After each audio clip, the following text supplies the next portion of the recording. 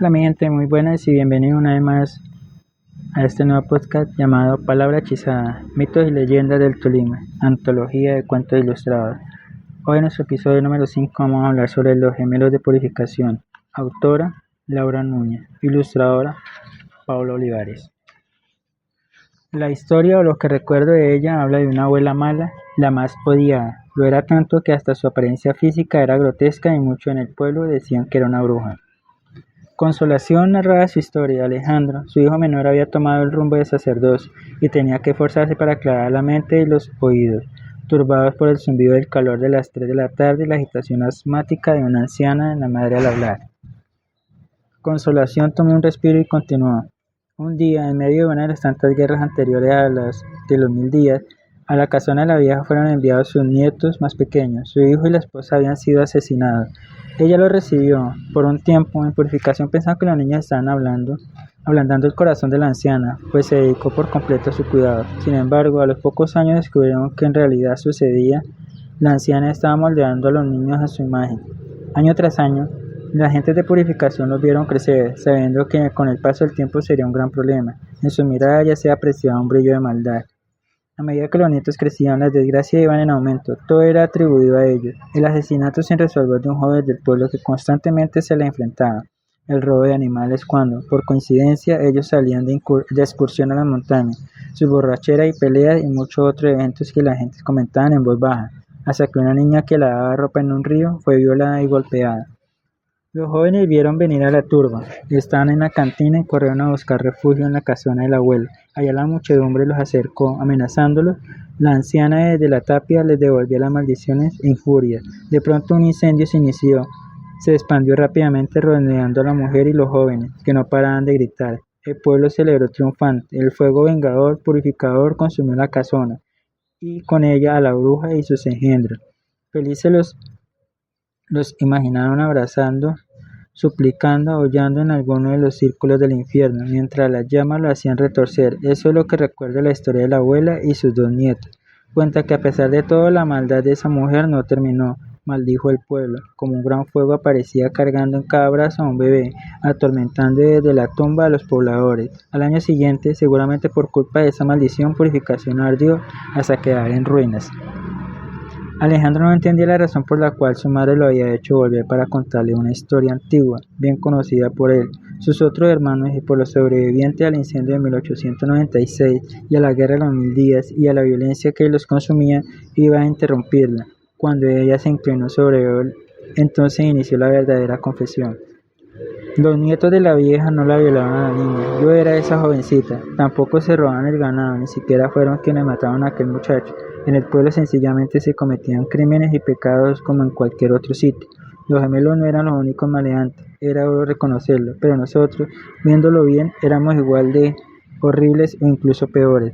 La juventud, la inocencia en aquel entonces me impulsaban a creer que no era así.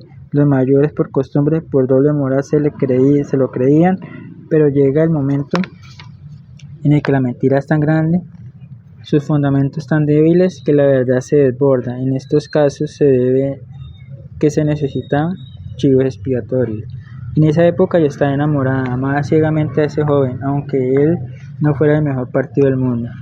Cuando lo mataron quise hacerme la ciega ante los rumores de sus andadas, de su oscura vida, de sus negocios turbios. Esa tarde, cuando los buscaron, quise morir porque lo habían perdido para siempre, y además porque íbamos a escapar, o eso quería creer.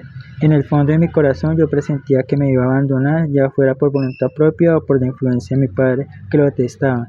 Viví días desesperados, sin nadie con quien sincerarme, a quien pedir consuelo. Entonces empezaban a circular rumores. Se decía que antes de que fuese asesinado, mi novio había tenido una pelea en contra de los gemelos, que aunque no lo era, así solían llamarlo.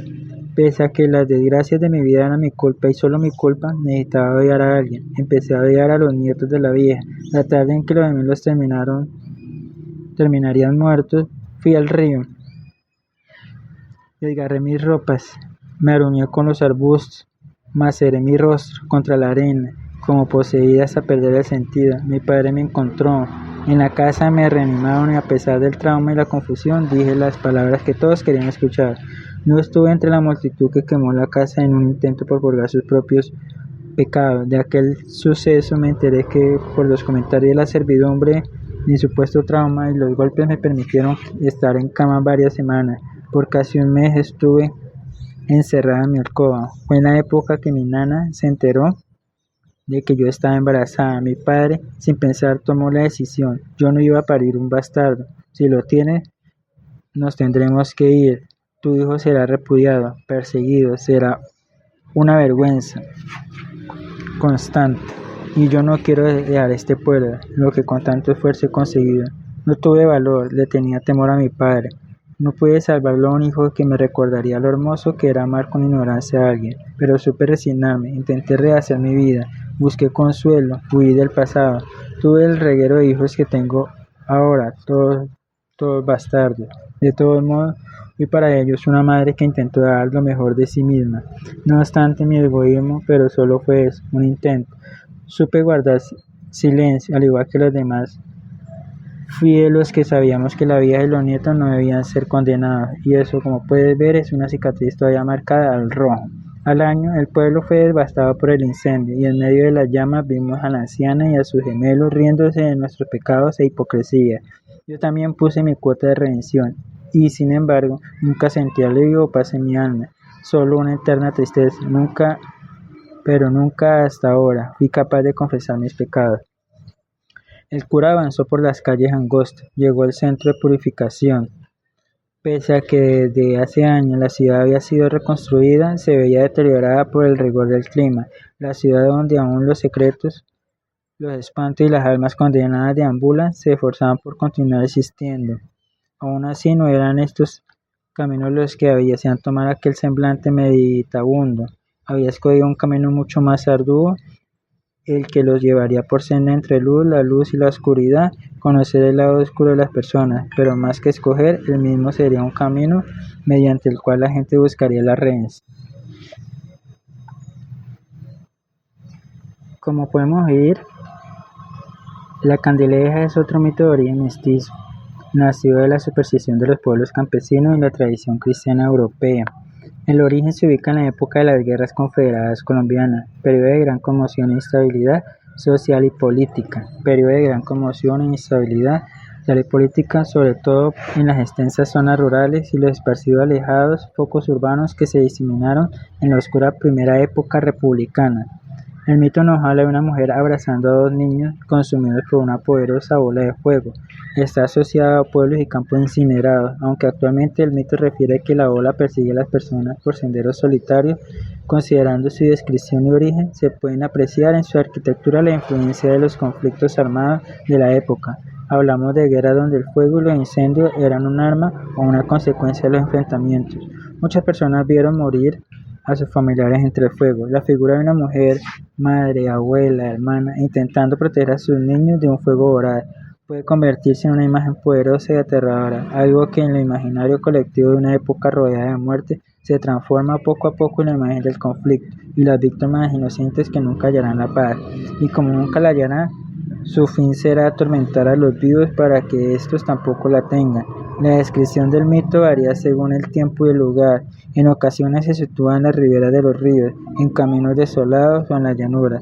En otras se aplica mayoritariamente en cascos urbanos o muy cercanos a ellos, donde los desastres por el fuego son más traumáticos. La candileja solía ser una imagen que se fortalecía en periodos de conflictos armados. Vamos a seguir las recomendaciones del abuelo. En lugar de combatir a la candileja, es mejor evitarla. Si surgen peleas entre vecinos, que esto no lleguen a retaliaciones. Si un conflicto armado llega a la región, hay que ser respetuosos con las víctimas, enterrarlos apropiadamente en el territorio santo y nunca negarles una misa. Si se cruza con la candileja en un sitio solitario, nunca debe combatirla con oraciones cristianas ni indias.